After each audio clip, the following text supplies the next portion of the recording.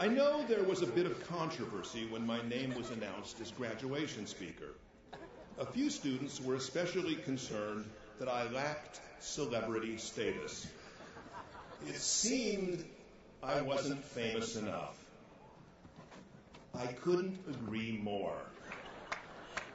And that, in a more general and less personal sense, is the subject I want to address today. The fact that we live in a culture that barely acknowledges and rarely celebrates the arts and artists. There's an experiment I'd love to conduct.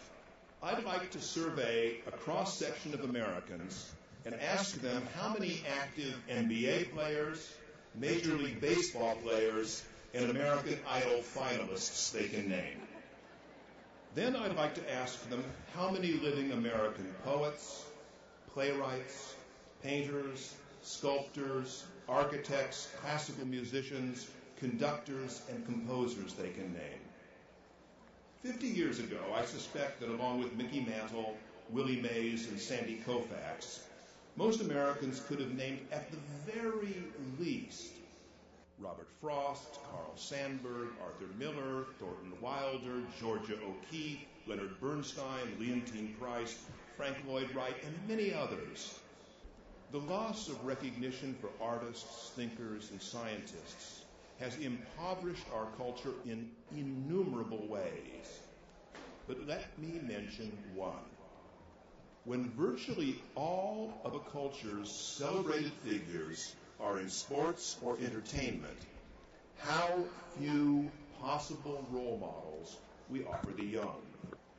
In a time of social progress and economic prosperity, why have we experienced this colossal cultural and political decline?